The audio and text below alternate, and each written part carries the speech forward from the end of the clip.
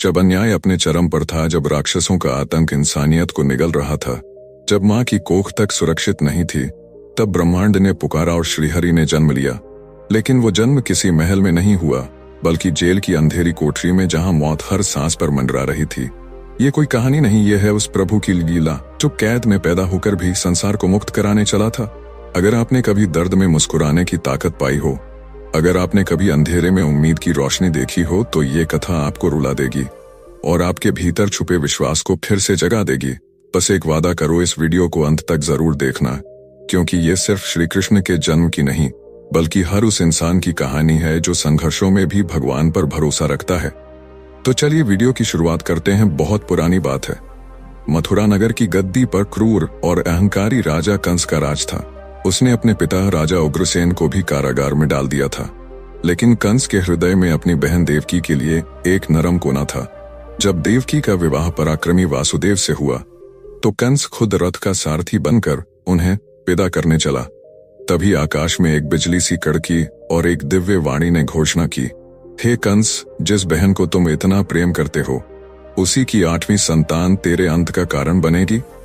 यह सुनकर कंस का प्रेम पल भर में भस्म हो गया। वह तलवार खींचकर देवकी को मारने दौड़ा, लेकिन वासुदेव ने उसके पैर पकड़कर विनती की।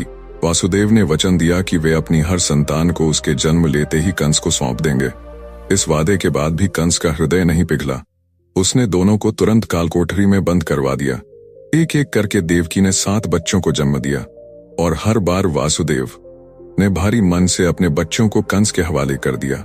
कंस ने उन नन्ही आत्माओं को बिना किसी दया के धरती पर पटक कर मार डाला। हर बच्चे की मौत के साथ देवकी और वासुदेव का हृदय और भी टूटता गया। जब देवकी 8वें बच्चे की मां बनने वाली थी, तो उनकी प्रार्थनाओं ने ब्रह्मांड को हिला दिया। उसी समय भगवान विष्णु उनके सामने प्रकट हुए और कहा, हे वासुदेव, तुम्हारा धैर्य और तुम्हारी भक्ति मुझे यहाँ ले आई है। मैं तुम्हारे पुत्र के रूप में जन्म लूंगा।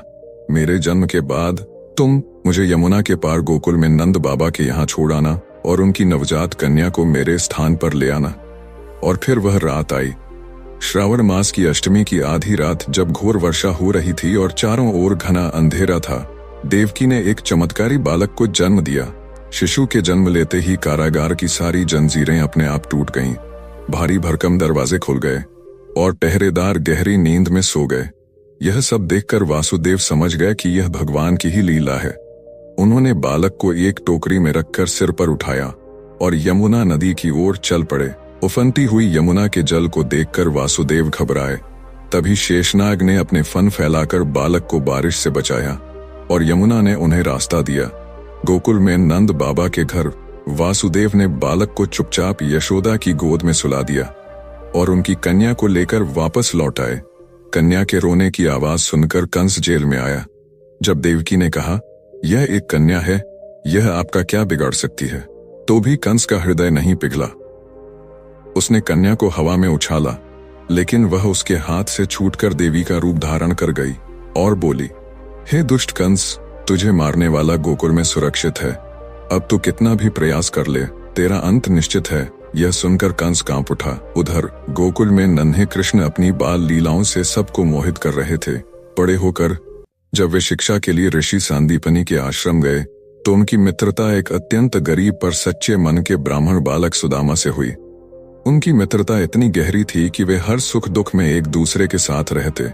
एक दिन गुरु माता ने उन्हें कुछ चने दिए, लेकिन उन्होंने चुपके से उन चनों को अकेले ही खा लिया, क्योंकि उन्हें पता था कि वे चने श्रापित थे।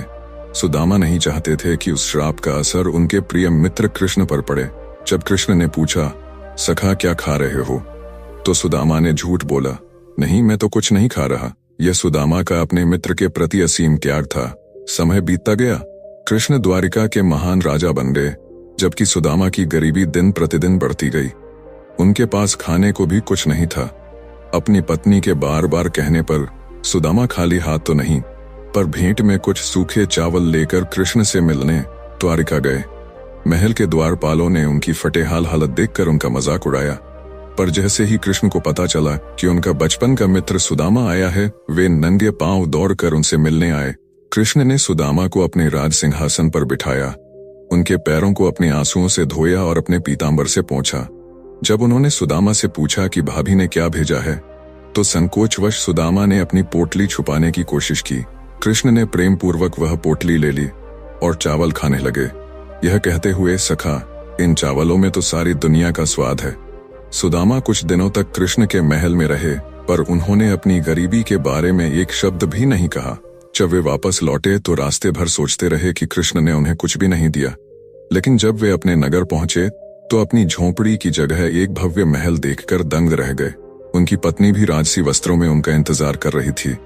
तब सुदामा की आंखों में आंसू आ गए। उन्हें समझ आ गया कि भगवान सिर्फ मन का भाव देखते हैं और सच्चा मित्र बिना मांगे ही सब कुछ दे देता है। यह कहानी हमें यही सिखाती है कि सच्ची भक्ति और निस्वार्थ कर्म का फल हमेशा मिलता है। भगवान सब देख रहे हैं, बस हमें धैर्य और विश्वास बनाए रखना चाहिए। जब मन सच्चे भाव से भगवान को पुकारता है तो वो बिना आवाज सुने भी सुन लेते हैं। लेकिन याद रखो, हर जीवन के साथ कुछ कर्म बंधे होते हैं और जब तक वो पूरे नहीं होते तब तक ईश्वर भी प्रतीक्षा करते हैं। इसलिए चाहे हालात जैसे भी हों, कभी हार मत मानो। अपने कर्म को पूजा समझकर करते रहो। जो आज तुम्हें दर्द लग रहा है वही कल ईश्वर का वरदान बनेगा। भगवान सब